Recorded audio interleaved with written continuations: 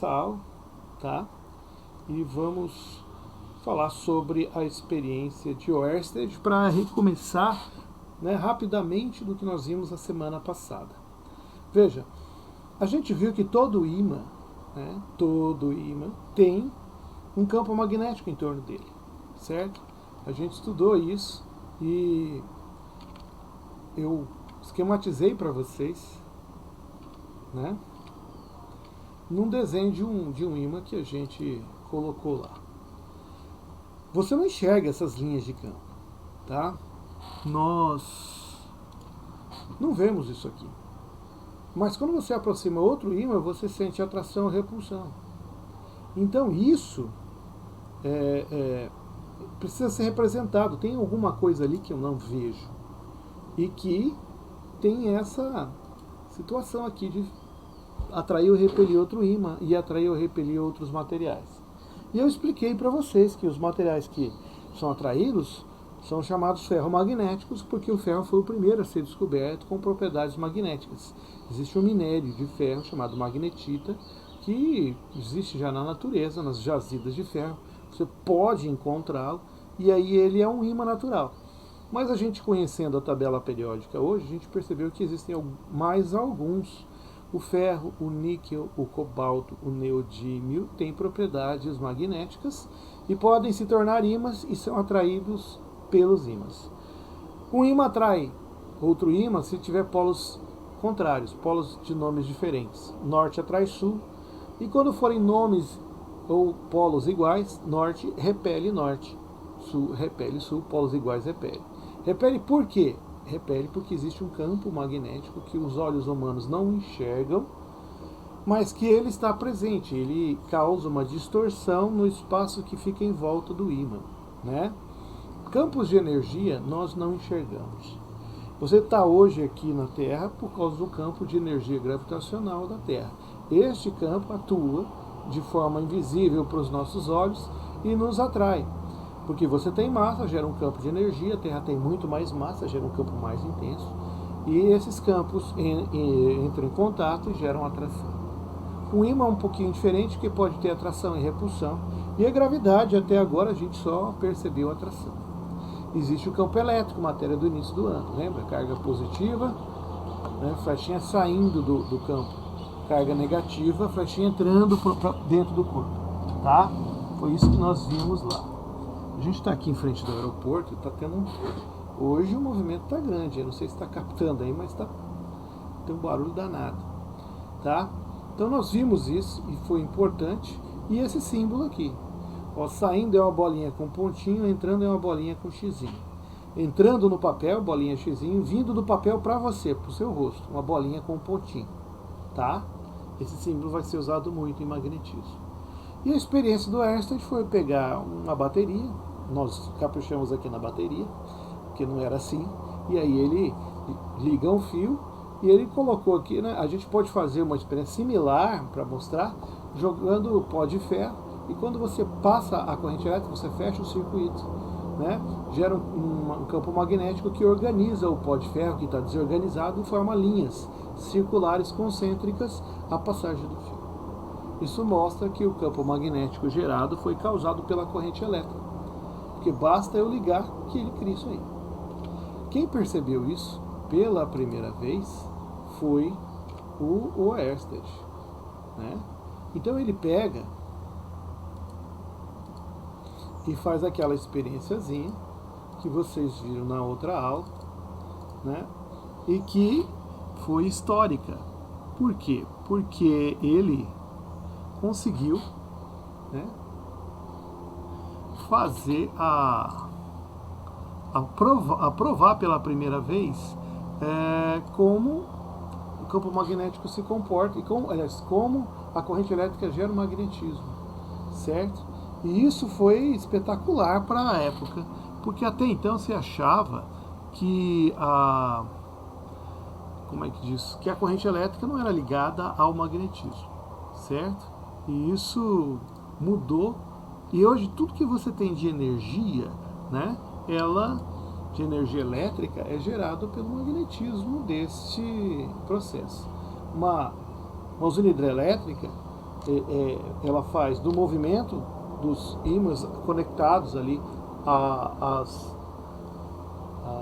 às turbinas, aí não só ímã, mas tem um outro processo lá, ele gera corrente elétrica. Só que gera corrente elétrica de forma que a gente chama alternada, certo? Ela oscila. É diferente da bateria, que ela é de forma contínua. E o Ørsted tinha que criar sua própria bateria baseado aí nos experimentos do Alessandro Volta. Então ele tinha um ácido, como você está vendo aqui, ó, e placas de zinco e de cobre. E ele joga ali esse material, ele começa a oxidar e gera uma corrente elétrica, né? Como a gente vê com o professor de química, quando tem ácido, ânodo e cátodo, você tem uma corrente de ânions e íons e cátions que você vê lá, mas aí é outra história. Uma bússola até então se orientava pelo campo magnético da Terra. Olha lá, o campo magnético da Terra entra pelo sul, sai pelo norte, girando conforme o campo magnético do ímã que a gente viu na figura. Mas quando você coloca essa bússola onde está passando corrente elétrica, ela faz 90 graus com essa corrente elétrica. A bússola é um ímã apoiado numa agulha. Essa bússola só se movimenta se houver um campo magnético. Se você deixar a bússola sozinha, separada aí de outras fontes de magnetismo, ela se orienta pelo magnetismo da Terra. Agora, se você colocar perto de um fio e ligar o circuito, porque tem que ter corrente elétrica, não é o fio, é a corrente que passa no fio. Aí a bússola gira e faz esse movimento que você está vendo ali, de ficar 90 graus com a corrente. Por quê? Porque ele descobre então que o fio gera um campo magnético que fica girando em torno dele, perpendicular a ele. E aí, isso faz com que a bússola faça 90 graus, porque vai ficar também perpendicular ao fio. Só que o campo magnético não é muito grande, então o que acontece? Se você afasta um pouquinho, ela volta ao normal. Mas dá uma olhada na figura, é linda. A figura mostra pra gente que o campo magnético gerado, ele é perpendicular, e aí a agulha fica perpendicular também, tá? Então lembrando para você essa experiência, a gente precisava dela, porque ela marca o início dessa história, do eletromagnetismo. Até então, campo magnético era uma coisa, campo elétrico, eles nem se falava em campo na época dele, o campo vai ser um conceito já no final do século XIX, mas se falava sobre magnetismo e eletricidade. E ele cria uma nova parte da física, que é o eletromagnetismo. Então não temos mais só a eletricidade separada do magnetismo. A gente começa a estudar as coisas juntas, tem uma relação, né? E isso é história, tá? Então, para você determinar como gira o campo magnético, a gente tem a regra do abraço, a regra da mão direita. Esta regra tem que, como o nome está dizendo, é óbvio, né? Você tem que usar a mão direita. Então você vai fazer isso. O campo magnético, aliás, o fio está aqui. Você vai abraçar o fio e colocar o seu polegar no sentido da corrente. E se a corrente vem indo para lá, então meu polegar vai para lá e eu faço isso. Para que eu faço isso? Esse movimento de fechar. Para ver como está girando o campo magnético. Se a corrente estiver para lá, para cá, então eu vou pôr o meu dedão para cá e fazer isso. E aí eu vou fazer esse movimento, ele gira no sentido inverso. É importante, mais para frente a gente vai ver a importância de saber como gira esse campo magnético, porque se ele girar no sentido horário vai ter uma situação, no anti-horário vai ter outra. E a gente, para determinar como gira, usa a regra da mão direita, tá? Então você que é destro, às vezes está escrevendo e você acaba usando a outra mão para fazer, aí vai sair invertido, tá? Tem que parar um pouquinho, fazer com a mão direita, e aí você vai ver, tá? Então é muito importante isso, tá? E aí, se você pegar o fio com a corrente elétrica para baixo, eu mostro ali, né? Eu coloquei a corrente para baixo, você vai olhar aqui na figura que a gente montou para vocês lá. Olha lá, a corrente elétrica está apontando para baixo. Você viu que aqui, nesse lado, a corrente estava para cima, eles giraram no sentido anti-horário. Agora, quando você colocar para baixo, vai girar no sentido horário. Tá vendo? Se você olhar de cima é o sentido horário, se você olhar de baixo é o sentido oposto a esse aqui que está aqui. Certo? Então eu estou gerando um campo magnético semelhante ao de um ímã, tá? E tem que ser calculado. O campo magnético, a gente viu a fórmula, era uma constante. O módulo dele, quer dizer, o valor dele é uma constante, é dado essa constante, chamada constante de permeabilidade magnética do meio. É tabelado para o vácuo, para a água, para o óleo, você não tem que decorar. Vezes a corrente elétrica, que a gente estudou bastante esse ano. Sobre 2π vezes a distância. Às vezes uns livros ou questões chamam de raio. É a mesma coisa, tem a distância da corrente até o lugar onde você quer calcular o campo magnético. E aqui você vê que são grandezas inversamente proporcionais. Se a distância aumenta, o campo magnético enfraquece. Ele diminui a sua intensidade, tá? Como a gente colocou lá naquele vídeo. Certo? É importantíssimo isso. Porque a partir disso, a gente resolve exercícios com fios, tá? Então a resolução do exercício, ou de exercícios criados, eu vou colocar, por exemplo, exemplos aqui. Tá? Então veja, se eu pegar um fio de cobre, eu não sei se está captando aí, mas tem até helicóptero passando aqui. Hoje eu vi. Tá? Não sei, né? Vai que não está captando. Estamos de boa, mas para mim aqui está um barulho danado. Não sei se meu microfone está captando. E eu tenho uma corrente elétrica aqui no meu fio de cobre para a direita. E essa corrente elétrica, vamos supor, vale 20 amperes. Corrente pra caramba, tá? Um choque desse, você não vai ter muitas preocupações depois, né? Depende de onde passar também. Aí o que que acontece? E eu quero calcular o campo magnético numa distância, num ponto P aqui, situado a uma distância de 50 centímetros. Vamos adotar a constante, tem que ser fornecida para você, 4π vezes 10 a menos 7, né? Tesla vezes metro sobre ampere. A constante tabelada, ela é fornecida, não se preocupe.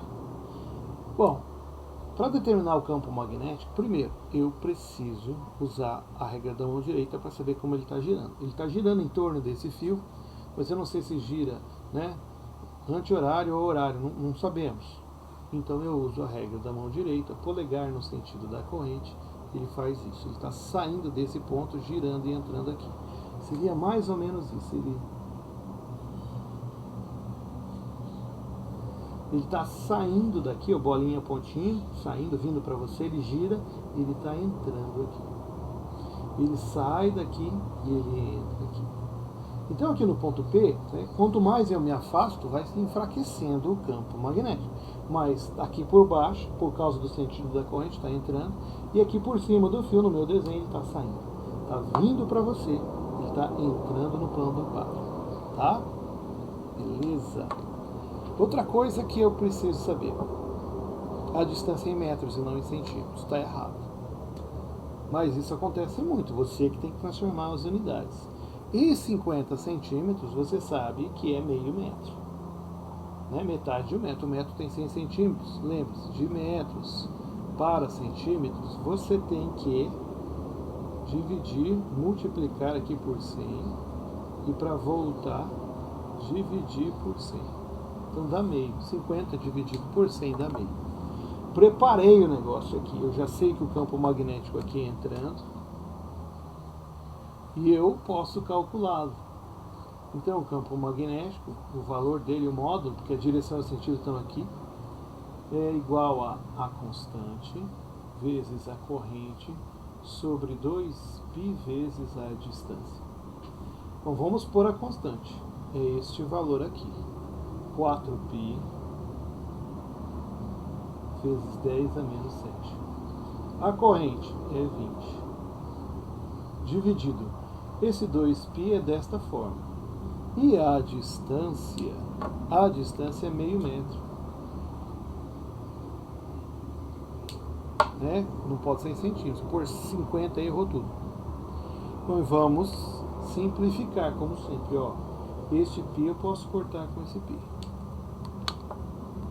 Eu posso dividir esse 2 aqui. Não, vamos pegar esse 2 aqui e multiplicar esse meio. Se você fizer essa multiplicação 2 vezes meio, dá 1. E esse 4 eu vou multiplicar esse 20. Dá 80 vezes 10 a menos 7. Então, o módulo do meu campo magnético né, que é entrando no papel, é igual a 80 dividido por 1 dá 80 vezes 10 a menos 7 Tesla, que é a unidade oficial de campo magnético, né, no sistema internacional. Como você viu, a gente usou a regra da mão direita para poder caracterizar se está entrando ou saindo no ponto. A gente precisa do sentido da corrente para poder usar a regra da mão direita. A gente precisou prestar atenção nas unidades, porque volta também aparece em centímetros, milímetros. A constante de permeabilidade magnética do meio é fornecida, você não precisa se preocupar. E o resto é gravar a fórmula e não errar na matemática básica. Tá? Então, uma questão bem simples para você entender. Deu para captar aí? Porque é o seguinte, às vezes eu tenho um exercício onde eu só tenho que calcular um campo magnético. Outras vezes, a gente tem exercícios onde eu preciso calcular dois e ver se vai haver soma, subtração. Complica um pouquinho. Na realidade, fica mais extenso. Não fica mais complicado, tá? Eu posso mostrar isso para você numa questão como essa. Ó,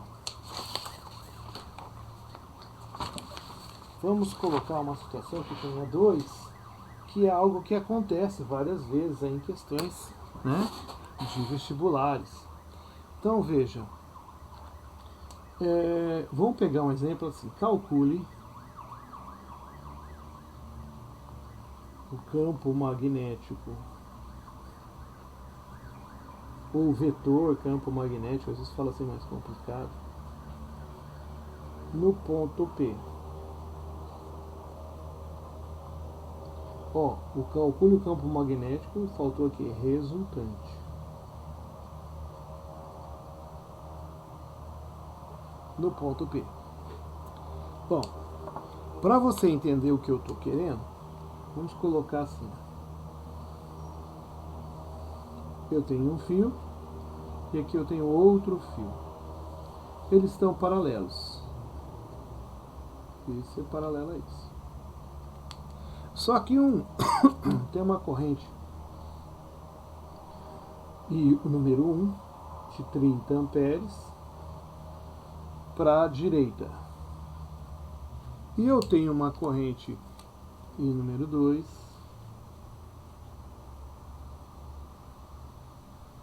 para a esquerda de 40 amperes. E eu quero que você calcule num ponto P que está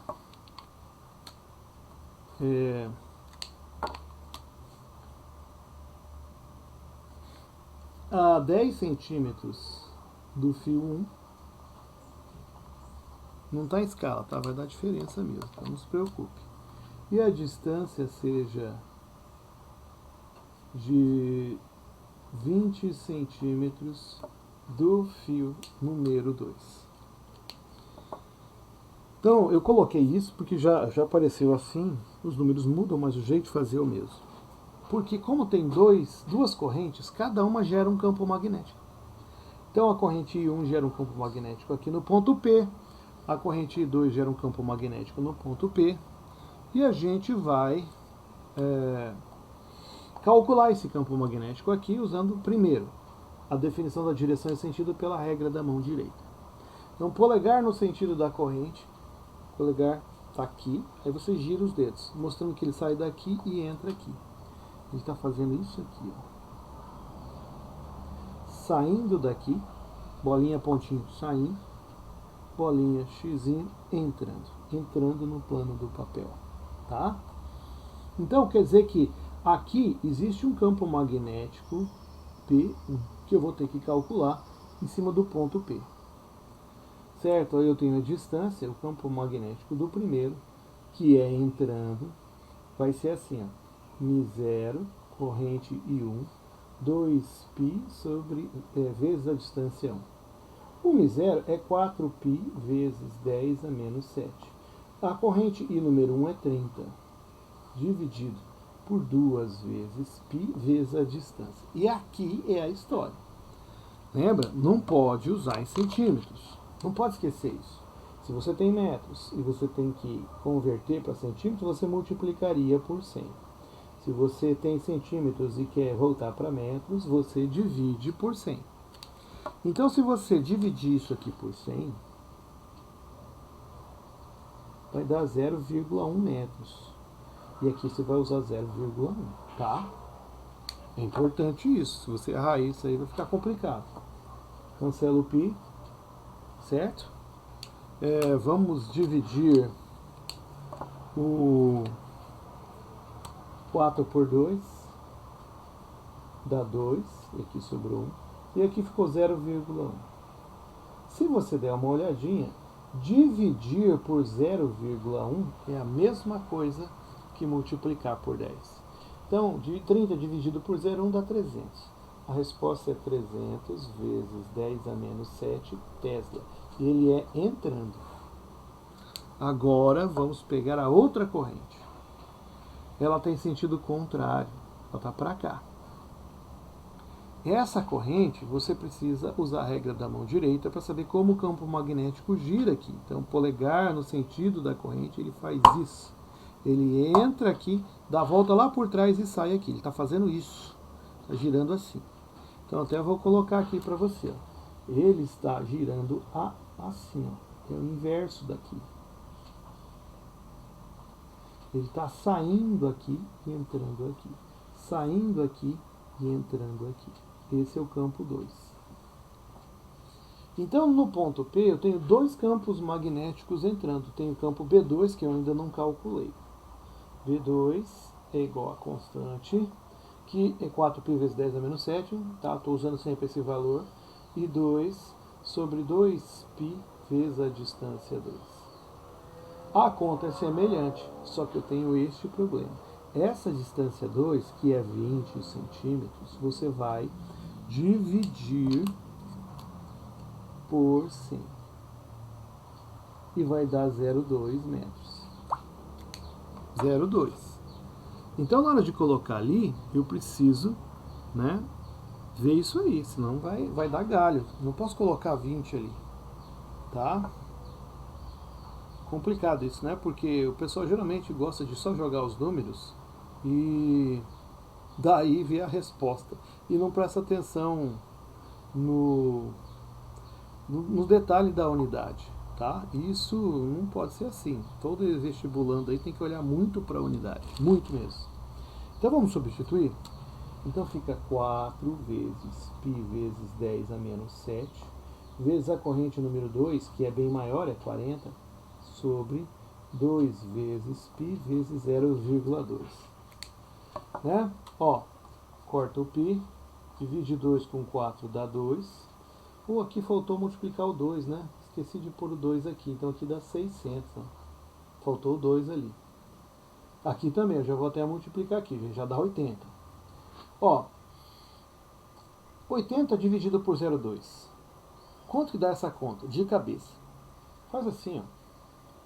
Multiplicou por 2 é 80. 80 sobre 0,2, se você multiplicar por 10, vira 2. Se você multiplicar por 10 aqui, vira 800.